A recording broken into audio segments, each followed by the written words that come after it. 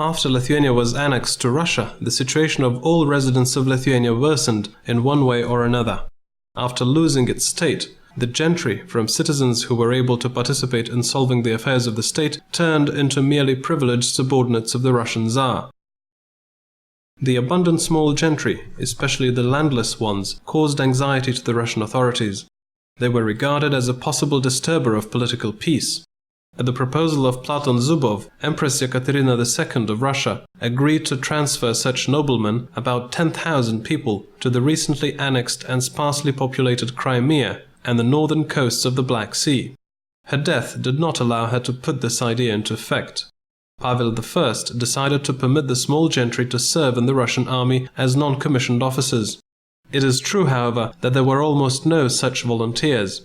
Later, Russian rulers tried to solve the issue of small gentry by eliminating them from the diets of the noblemen and by checking their nobility. The persons who failed to prove by documents their genuine nobility had to be attributed to tax-paying estates.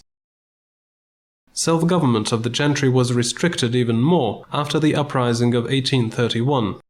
District local diets in essence lost their importance.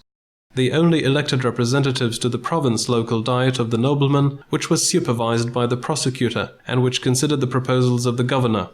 The main issues being considered remained the same: distribution of taxes and duties established by the state to the estates, establishment of additional dues for the local needs, and election of officials of the gentry's self-government. These offices were equal to the offices of state officials, and they were paid salaries by the state. The small gentry started to be destroyed more intensely. The landless gentry were recorded as non-privileged citizens of western provinces, part of the estate of the taxed townspeople. Those who had a small plot of land were turned into individual farmers. Legally they differed but little from the state peasants. Taxes that the individual farmer had to pay were 2 to 3 times higher than those that were paid by the state peasants. In 1834 alone, nearly 16,000 men of the province of Vilnius of Lithuania were turned into individual farmers.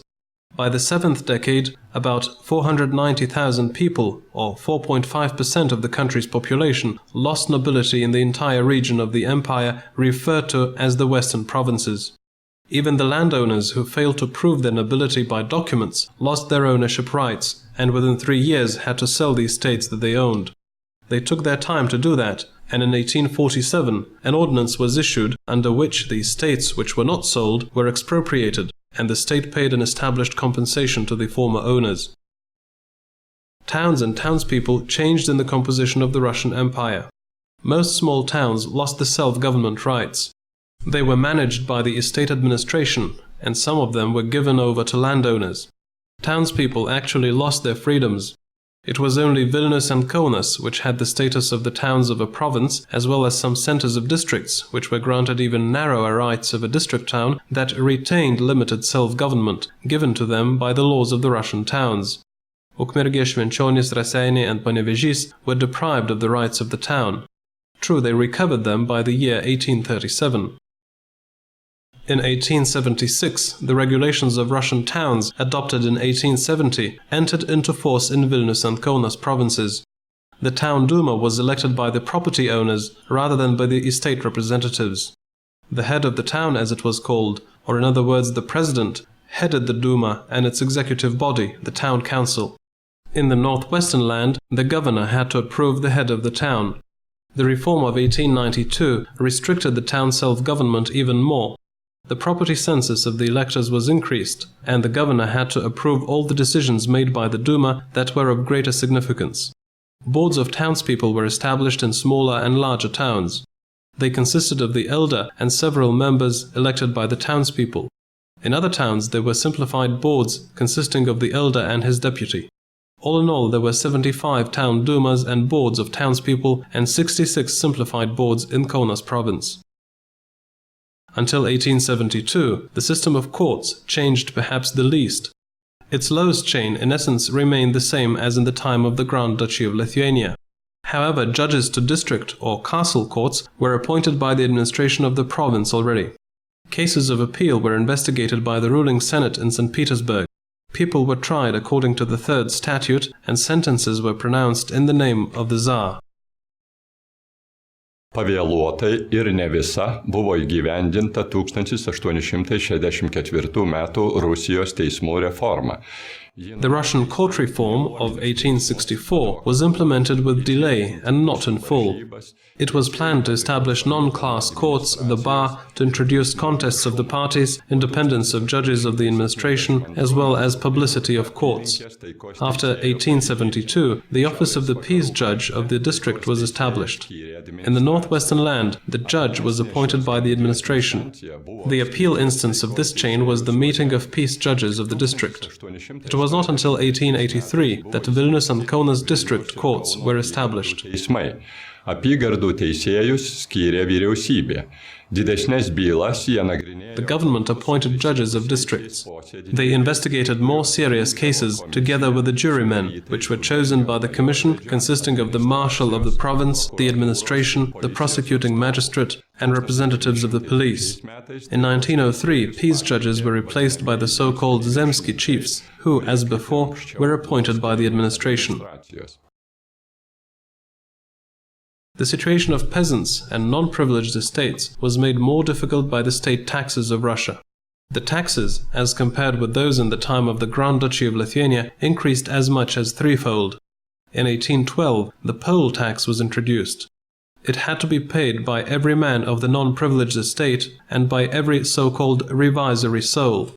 The state used to carry out a census regularly, most often every 15 years, recording males of non-privileged estates, peasants, townspeople, from the newly born to the old persons who needed care. According to their number, irrespective of the number of births or deaths, taxes were established annually.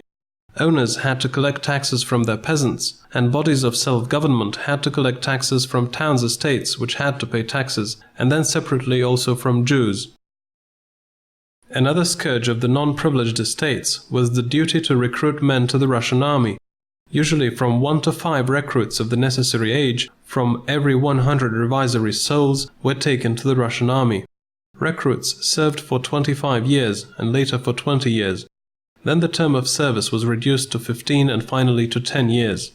If the recruit serf lived to the end of his service, he was given personal freedom and a small plot of land.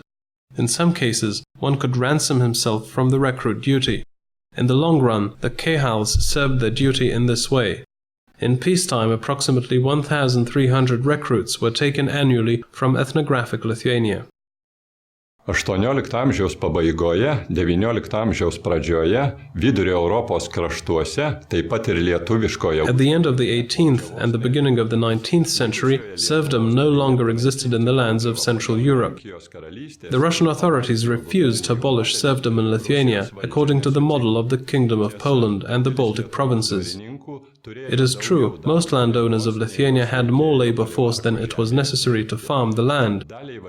Hence, a part of peasants were allowed to be rehired. For a certain payment, a peasant was issued a written permit or a passport. Having received this passport, a peasant could look for work in the estate of his own master and elsewhere, also on the farm of wealthier peasants or in towns, for a freely negotiable payment. However, the passport was issued for a certain period of time only and did not grant its holder complete freedom. The so-called law of Pyotr Kiselov of 1840 established the procedure of reforms in the state-owned estates of Lithuanian provinces. First of all, they were no longer leased together with peasants to private individuals. This was a blow to some part of the local noblemen who lived on that lease. Corvée was replaced with a feudal land rent, and gradually the system of palivarks, or small manors, was abolished. Small rural districts were established, and some peasant self-government of the district and smaller rural communities comprising it was formed. Medical and veterinary services, as well as primary schools, were started to be created. Russian rural district schools, in essence, were established for the purpose of Russification. However, on the whole, following this reform, the situation of the state peasants was better than that of the peasants who belonged to the landowners. In 1844, relations between owners of private estates and the peasants began to be put in order. The law of compulsory inventories required that the peasants of private estates, the land they possessed and their duties to the landowners, should be recorded. Trechokas, or the 1/3 tax, was considered to be a normal duty, that is, duties could not exceed 1/3 of the income of the peasant's farm. It is true that such a rate had existed before as well.